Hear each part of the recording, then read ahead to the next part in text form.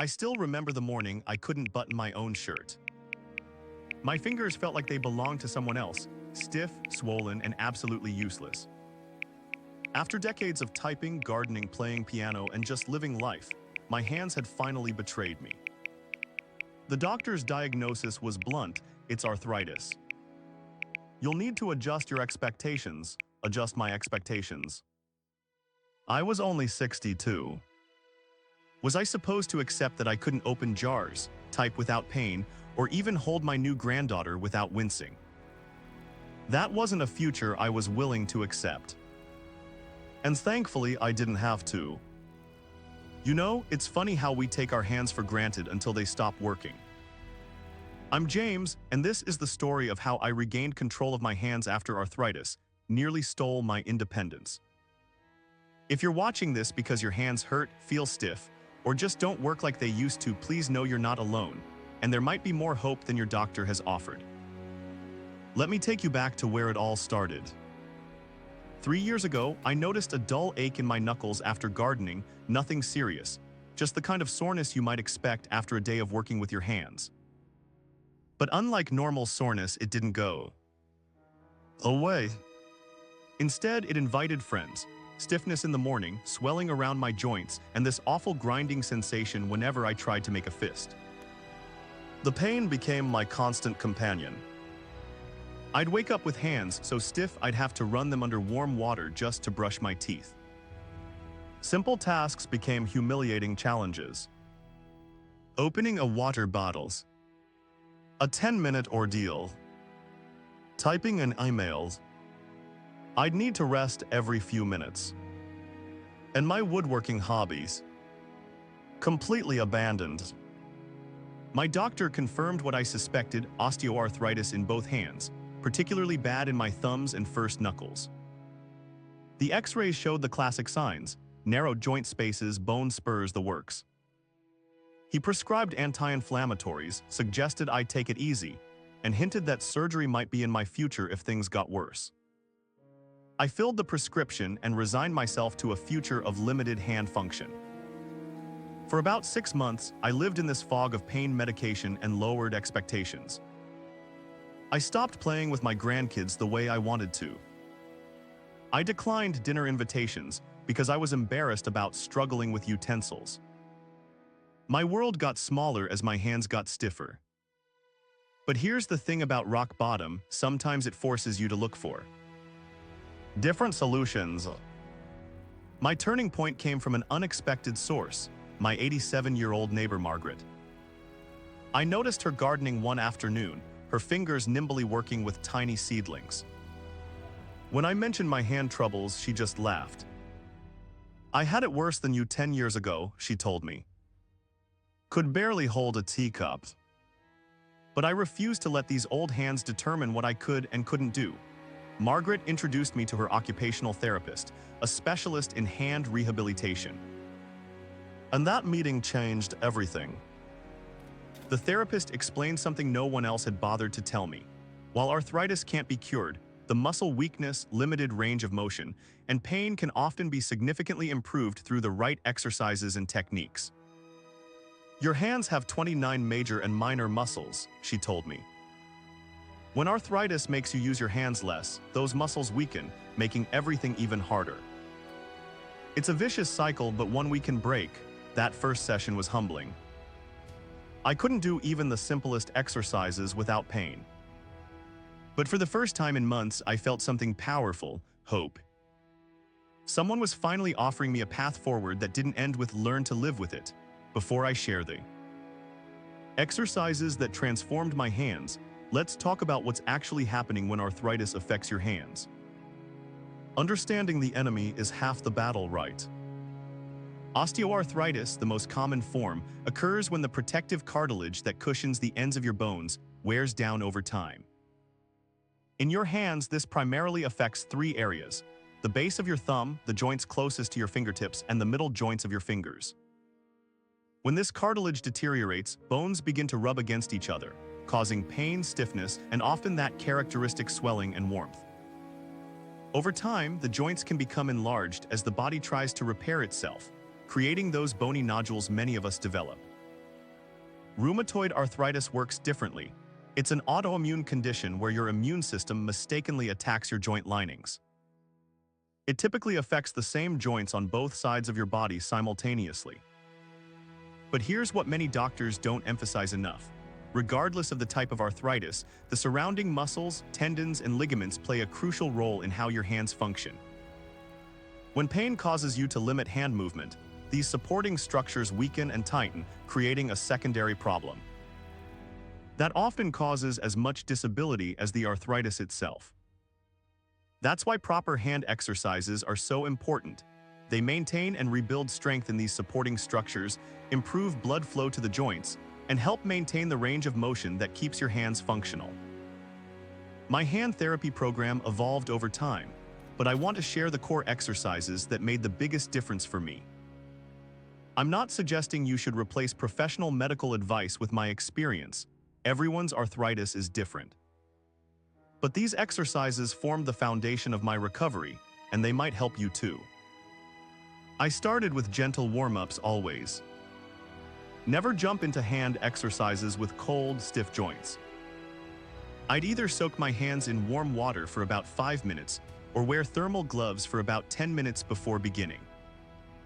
This increased blood flow to my joints and made everything that followed more effective and less painful. The first real exercise was the gentlest finger bends.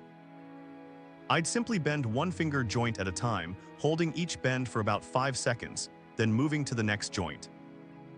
From the knuckles to the fingertips, just slowly working through each finger. Even this was challenging at first, but it helped me reconnect with how my hands actually worked. Next came finger touches, touching my thumb to each fingertip, making a small O shape. When I started, I couldn't even reach my pinky with my thumb. The gap was embarrassing. But after a few weeks of daily practice, that gap closed. Wrist stretches were crucial too. Gentle flexion and extension of the wrist, followed by rotation exercises. These didn't seem directly related to my finger pain at first, but my therapist explained how the entire hand functions as a system. Weakness in the wrist can put extra strain on finger joints. As I gained strength, I added resistance exercises using therapy putty, a specially formulated material that provides adjustable resistance. I'd practice pinching, squeezing, and finger extensions against the resistance of the putty. This was where I really started to rebuild the hand strength I had lost. The most challenging exercises involved finger spreads, placing my hand flat on a table and lifting each finger individually while keeping the others down. My fingers wanted to move together, like they were all connected by invisible string. Breaking that pattern took weeks of frustrated effort, but the neurological benefits were enormous. What made this program different from random exercises I might have found online was the progression and consistency. I started with 5 minutes, twice daily, of the gentlest exercises. Over 6 months, I built up to a 20-minute routine that incorporated stretching, strengthening, and dexterity work. The key was doing something every single day, even on the painful days. Especially on the painful days. While exercises formed the core of my recovery, I discovered several complementary approaches that significantly enhanced my progress. Diet played a bigger role than I expected. After reading about the connection between inflammation and certain foods, I experimented with reducing sugar, processed foods, and certain oils from my diet. I can't claim any miracle cures, but I definitely noticed my morning stiffness improved when I cleaned up my eating habits. Proper tools and adaptations made daily life easier while I was rebuilding strength. Jar openers, button hooks, ergonomic pens. These weren't admissions of defeat but strategic supports that reduced the strain on my most painful joints. My occupational therapist helped me understand that protecting my joints from unnecessary stress was just as important as strengthening them. Heat and cold. Therapy became ritual treatments. Warm paraffin wax treatments before exercise helped increase my flexibility, while cold packs after intense activity reduced swelling and pain. The contrast between heat and cold seemed to wake up my hands in a way that either therapy alone didn't achieve. Stress management turned out to be surprisingly important. I noticed my hand pain would flare during particularly stressful periods. Meditation and deep breathing exercises helped not only my mental state, but seemed to reduce the intensity of my pain. The mind-body connection is real, folks, especially when it comes to how we experience pain. Perhaps most importantly, I learned proper body mechanics. How I held tools, typed on keyboards, or even carried groceries had created harmful patterns that exacerbated my arthritis. Learning to use larger joints when possible, to hold objects closer to my body to reduce leverage stress, and to take frequent breaks during repetitive tasks, these simple adjustments reduced my daily pain significantly. One of the challenges with hand arthritis is that progress can be painfully slow, pun intended. Some days felt like 2 steps forward, 1 step back. That's why tracking my progress became essential for staying motivated. I created a simple journal where I recorded 3 things daily: my pain level on a scale of 1 to 10, which exercises I completed, and 1 functional task that served as my benchmark. At first, my benchmark was buttoning a shirt. Later, it became being able to write a full page without pain, and eventually, returning to simple woodworking projects. Taking periodic photos of my hands also helped. Arthritis can cause visible changes, and seeing the reduction in swelling over time provided concrete evidence that my efforts were working, even on days when it didn't feel like it. I also set specific, achievable goals. Not vague hopes like, I want my hands to feel better, but concrete targets. I want to be able to play cards for an hour without pain, or I want to open jars independently again. These clear goals gave my exercise program purpose and direction.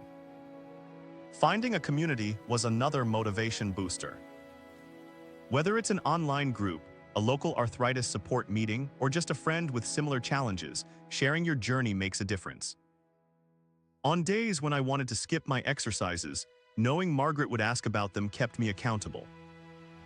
And I celebrated small victories the first time I could make. It threw a piano piece without pain, the morning I realized I'd buttoned my shirt without thinking about it, the day I completed a woodworking project I'd abandoned months earlier. These moments weren't just nice, they were fuel for continuing the work when progress felt slow. So where am I today, 3 years after that devastating diagnosis? I won't claim my hands are like they were in my 30s, they're not. The X-rays would still show arthritis. But functionally, the difference is night and day. I can garden for hours now with proper tools and frequent short breaks. I've returned to woodworking, though I've modified some techniques and invested in tools that require less grip strength. I can pick up my granddaughter without a second thought. I play piano several times a week. I open my own jars, button my own shirts, and type this script without pain.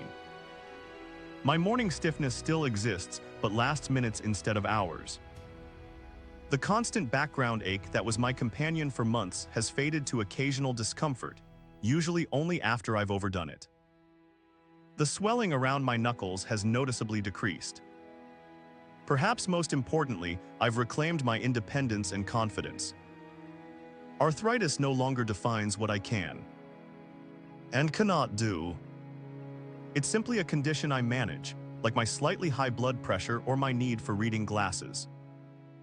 The transformation didn't happen overnight. The first month of exercises brought minimal visible improvement, but taught me the discipline of daily hand care. By 3 months, I noticed less morning stiffness. At 6 months, friends commented that I wasn't rubbing my hands constantly like I used to. After a year, I realized I'd gone days without thinking about hand pain. Now hand maintenance is just part of my routine, like brushing my teeth or taking my daily walk. I don't want to oversimplify this journey. There were setbacks, a particularly ambitious gardening weekend that left me in pain for days, a cold winter that made my joints protest, periods of frustration when progress seemed to plateau. But the overall trajectory has been toward improvement, not decline. And that's the message I want to leave you with. Arthritis in your hands doesn't have to be a one-way street toward increasing disability. With the right approaches, many of us can not only stop the decline, but actually reverse some of the functional limitations we've come to accept as inevitable. If you're watching this because your hands hurt, because arthritis is limiting your life because you've been told to just live with it, I hope my story offers something precious: possibility. The possibility that your hands can work better than they do today.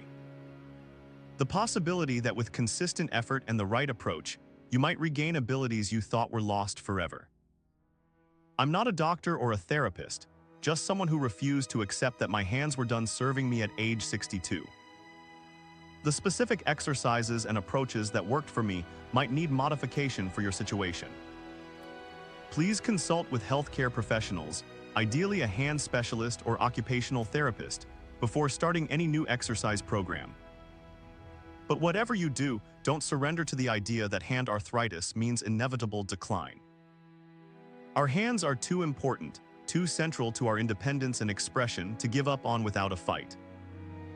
If you found this helpful, please consider subscribing to Dexterous Hands. I'll be sharing more detailed tutorials on specific hand exercises, interviews with hand therapy experts, and stories from others who have improved their hand function despite arthritis. Remember, your hands have carried you through life, helped you work, create, connect, and express yourself. They deserve your attention and care now that they're struggling. With patience, persistence, and the right approach, you might be surprised at how much function you can recover. Thank you for listening to my story. Now I'd love to hear yours in the comments below.